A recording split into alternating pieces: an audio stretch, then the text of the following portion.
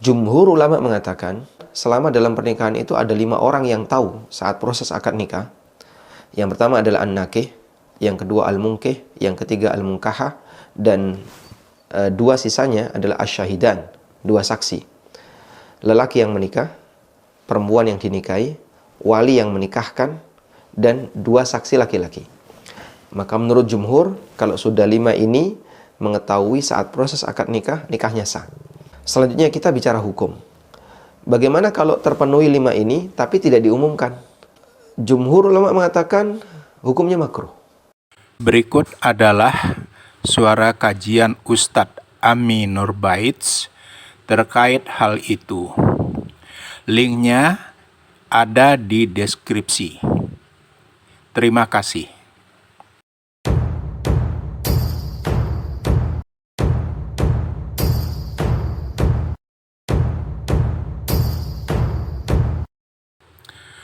Assalamualaikum warahmatullahi wabarakatuh. Penonton yang dirahmati Allah, bagaimana pendapat Anda dengan tema kajian kali ini? Bermanfaatkah? Berikan pendapat Anda di kolom komentar di bawah. Semoga Allah memberkahi kita semua. Amin. Jangan lupa klik like, subscribe, dan lonceng ya. Terima kasih. Saat ini kita mau tanya terkait dengan masalah pernikahan, Ustaz. Terutama ya, kalau menikah yang kedua, ketiga, poligami. Itu biasanya di masyarakat nikahnya disembunyikan, tidak diumumkan. Jadi mungkin yang tahu hanya beberapa orang saja atau terbatas. Nah, ini biasa juga dikenal dengan istilah nikah siri gitu ya. Mungkin sir itu artinya kan sembunyi-sembunyi. Sebenarnya dalam Islam apa hukumnya, Ustaz? Lalu bagaimana dengan status pernikahan tersebut, sah atau tidak, dan boleh nggak kita melakukan praktek nikah siri yang semacam itu, Ustaz? Alhamdulillah, wassalatu wassalamu ala rasulillah. Memang kita bedakan antara hukum dengan status pernikahan. Hukum perbuatan sendiri, status pernikahan sendiri. Ini dua hal yang berbeda. Nah, berkaitan dengan kasus yang tadi disampaikan, jumhur menyebutkan bahwa di situ ada dua hal yang berbeda. Ada al-ishhad dan ada al-i'lan. Ishhad itu menghadirkan saksi ketika proses akad. Dan syaratnya harus 2. Sedangkan al-i'lan adalah mengumumkan atau memberitakan, menginformasikan keberadaan pernikahan kepada orang lain. Dan al-i'lan ini lebih longgar, bisa dengan misalnya dibuat pengumuman atau undangan walimah atau apapun. Bisa jadi akad nikahnya hari ini, tapi pengumumannya besok. Maka untuk al-i'lan tidak harus bersamaan dengan al-ishhad atau bersamaan dengan proses akad nikah. Baik. Jumhur ulama mengatakan bahwa yang menjadi ketentuan keabsahan nikah adalah al-ishhad. Sementara al-i'lan bukan ketentuan dari keabsahan nikah.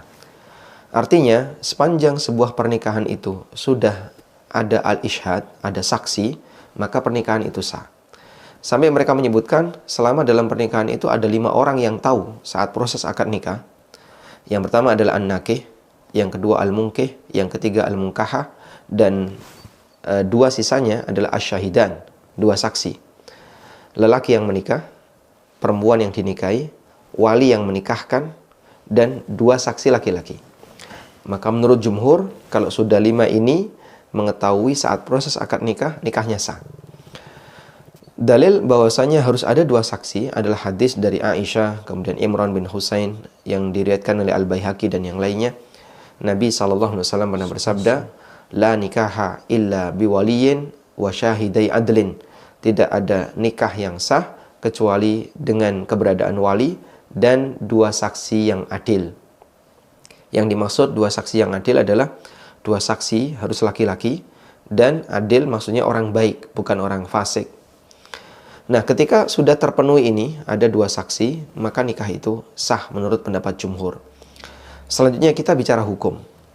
Bagaimana kalau terpenuhi 5 ini tapi tidak diumumkan? Ada saksi, ada wali, ada pengantin laki perempuan, dan ada saksi 2 orang. tapi tidak diumumkan, dirahasiakan. Nggak ada satupun yang tahu. Dan mereka sepakat untuk merahasiakannya. Jumhur ulama mengatakan hukumnya makruh. Ibnu Qudamah rahimahullah dalam Al-Mughni menyebutkan bahwa makruh untuk tidak mengiklan nikah. Dan ini pendapat Umar bin Khattab radhiyallahu anhu, pendapat Nafi' Maula Ibni Umar, dan beberapa ulama yang lainnya di kalangan sahabat maupun tabi'in. Maka berkaitan dengan masalah keabsahan, insya Allah nikahnya masih sah menurut pendapat jumhur. Tapi kalau berkaitan dengan masalah hukum perbuatan, statusnya makruh. Kemudian ada keterangan Syekhul Islam yang mungkin penting untuk kita jadikan sebagai catatannya. Dari dua variasi tadi, ada isyhad dan ada i'lan. Ada menghadirkan saksi dan ada mengumumkan pernikahan. Kata beliau, kalau dua ini tergabung, ada saksi dan nikahnya diumumkan, ulama sepakat nikahnya sah. Yang kedua, pernikahan tanpa saksi tapi diumumkan. Jadi saat nikah nggak ada saksi, cuman setelah itu diumumkan. Syekhul Islam mengatakan sah, boleh.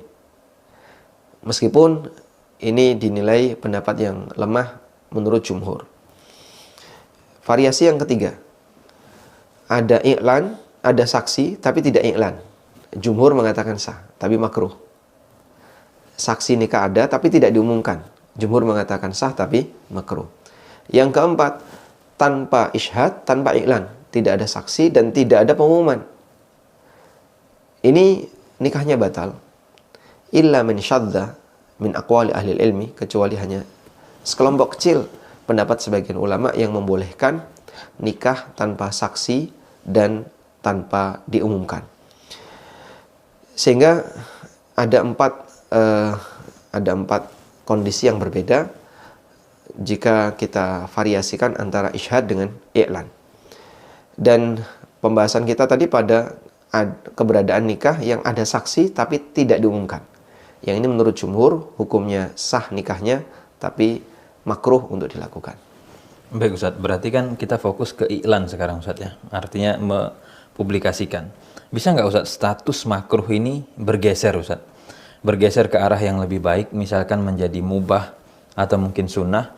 Karena kadang ada orang itu punya alasan Ustaz, kenapa kok dirahasiakan, kenapa disembunyikan. Khawatirnya nanti menimbulkan mungkin kehebohan, menimbulkan fitnah dan seterusnya. Artinya kan berarti ada uzur untuk menyembunyikan. Bisa nggak status makruh berubah menjadi boleh? Atau Ustaz, bisa nggak status makruh ini berubah menjadi arah yang lebih parah? Artinya haram jadinya, bukan sekedar makruh. Sebagai contoh, ini menimbulkan suuzon Ustaz, buruk sangka. Namanya kan nikah itu bukan barang goib Ustaz. Ya mungkin selama ini gandengannya satu. Lah kok sekarang gandengannya dua, orang lihat.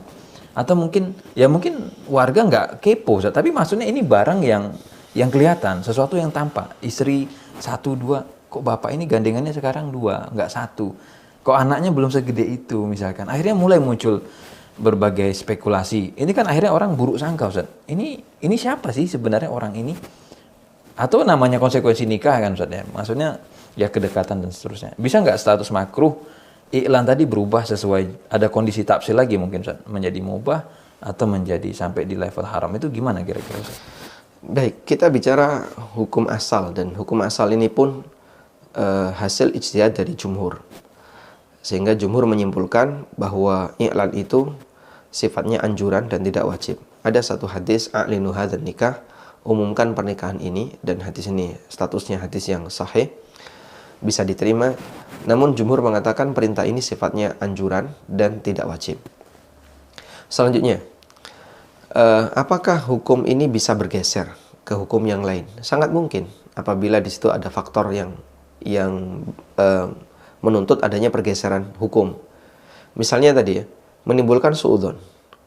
Sehingga mungkin ya, dilihat orang, kok dia berduaan, atau masuk kamar berdua, dilihat orang.